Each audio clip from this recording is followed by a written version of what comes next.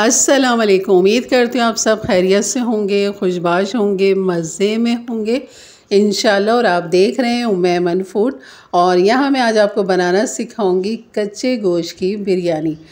बिरयानी तो हमने बहुत सारी बनाई है और हर बिरयानी का एक अपना ही मज़ा फ्लेवर होता है। तो इसी तरह कच्चे गोश्त की जो बिरयानी है ना, इसका भी फ्लेवर जायका बिल्कुल ही अलग होता है और बहुत ही मज़े का होता है। तो चलिए बनाना शुरू करते हैं यही मज़ेदार सी कच्चे गोश्त की बिरयानी। बिस्मिल्लाहिर्रहमानिर्रहीम। यहाँ पर ले लिया है मैंने सबसे पहले हाफ़ कप से भी थोड़ा सा कम मैंने ऑयल ले लिया, जिसे गरम करेंगे। और एक बड़े साइज़ की प्याज है और इनको बारीक स्लाइस कटिंग कर लेंगे। और यहाँ पर सबसे पहले प्याज को हमने गोल्डन करना है, यानी कि तली हुई प्याज जो होती है ना, वो इस तरह आपने इसको बना लेना है। तो यहाँ पर इसको खूब अच्छा सा कलर दे दिया है मैंने। और अब इसको ऑयल जो है हम अलग कर लेंगे और इस प्याज को हम जो अलग से निकाल के रख लेंगे। तो पहला काम आपने यही करना है कि आपने सबसे पहले प्याज फ्राई करनी है, क्योंकि इसका आगे काम है। और यहाँ पर जो है गोश्त ले लेते हैं। तकरीबन ये मेरे पास 600 ग्राम गोश्त है और यहाँ पर ये हड्डी वाला भी है। और आप यहाँ पर बीफ का ले सकते हैं, मटन का ले सकते हैं और चिकन से भी बना सकते हैं। तो बस यहाँ पर डाल देंगे नमक 1 टीस्पून, लाल मिर्च डाल देंगे 1 टीस्पून और हल्दी डाल देंगे ½ टीस्पून, पिसा हुआ धनिया 1 टीस्पून, काली मिर्च 6 से 7 अदद और यहाँ पर सफ़ेद ज़ीरा या शाह ज़ीरा आप ले सकते हैं ½ टीस्पून। और दालचीनी के 3-4 टुकड़े छोटे छोटे से मैंने कर लिए थे, वो डाल दिए। यह है लौंग 3 से 4 अदद, ये हम डाल देंगे। बड़ी इलायची 1 अदद, कुटी हुई मिर्च डाल देंगे यहाँ पर 1 टीस्पून भर के। और यहाँ पर जो है ना आप डाल दीजिए जायफल जावित्री का पाउडर ½ टीस्पून, अदरक लहसुन 1 टेबल स्पून भर के। और ये है हरी मिर्च, तकरीबन छोटी है ये मेरे पास मोटे साइज़ की, तो ये मैंने 6 से 7 अदद बीच में से 2 करके डाल दिया है। और यहाँ पर छोटी इलायची का मेरे पास पाउडर था, तो वो मैंने ½ टीस्पून डाल दिया है। अगर आपके पास पाउडर ना हो तो फिर आपने यहाँ पर साबुत छोटी इलायची 4 अदद डाल देनी, उनका मुंह खोल के। और यहाँ पर खूब अच्छा सा पहले आपने इसे मिक्स करना है, हाथ को खूब अच्छा सा वॉश कर लें। उसके बाद फिर आप इसके तमाम मसालों को जो है ना खूब अच्छा सा मिक्स करें। इसके बाद जो हमने तली हुई प्याज रखी हुई थी ना, वो हमने यहाँ पर डाल दिए। और थोड़ी सी प्याज मैंने बचा ली है दम पे लगाने के लिए। और यहाँ पर दही ले लेंगे 125 ग्राम, यानी कि आधा पाव दही मैंने लिए है यहाँ पर। और ये है कच्चा पपीता 3 टेबल स्पून आपने लेना है। ये मेरे पास फ्रोज़न था तो इसलिए इस तरह आपको नज़र आ रहा है।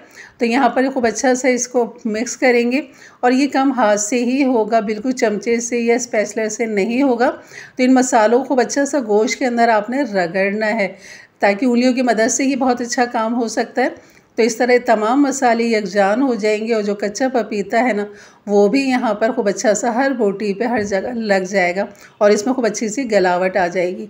इसके बाद हम डाल देंगे यहाँ पर पुदीना, हरा धनिया ले लेंगे यहाँ पर तकरीबन ½ गड्डी हरा धनिया लिया है, ½ कप जो है पुदीना लिया है।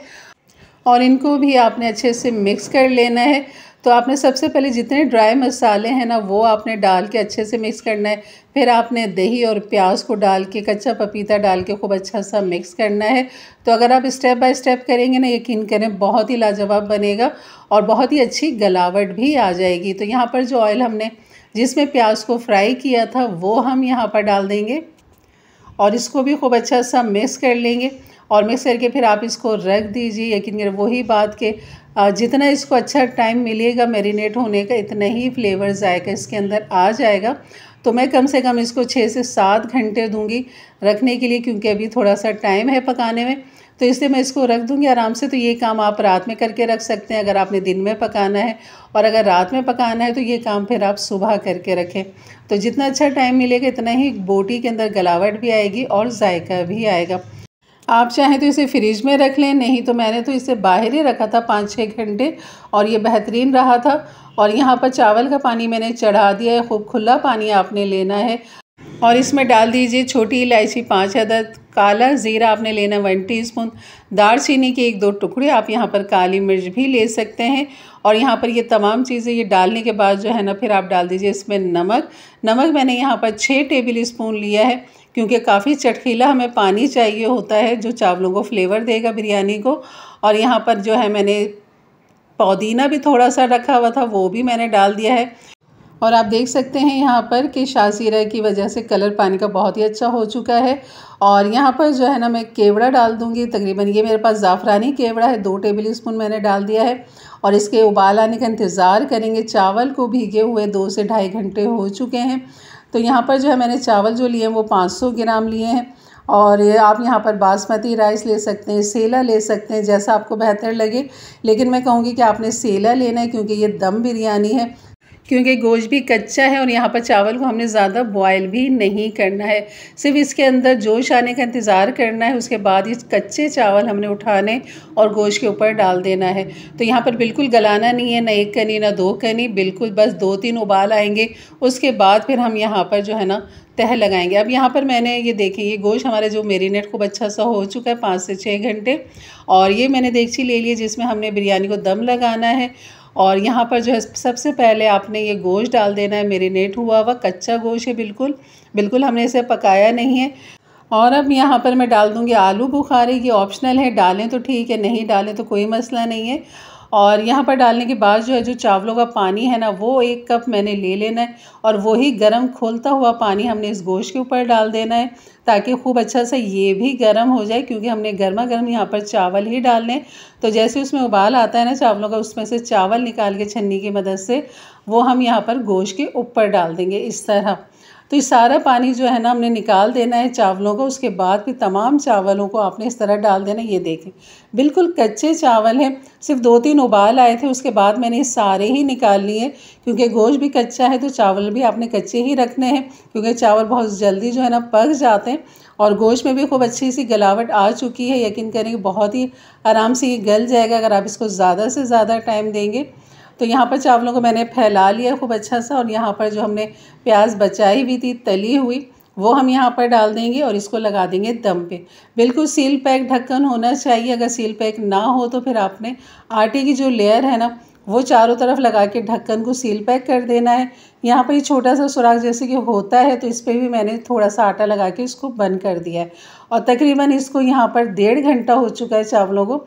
और आप देख सकते हैं कि ऊपर से जो चावल का जो है ना लुक नज़र आ रही है कि माशाल्लाह काफ़ी अच्छी गिलावट आ चुकी है।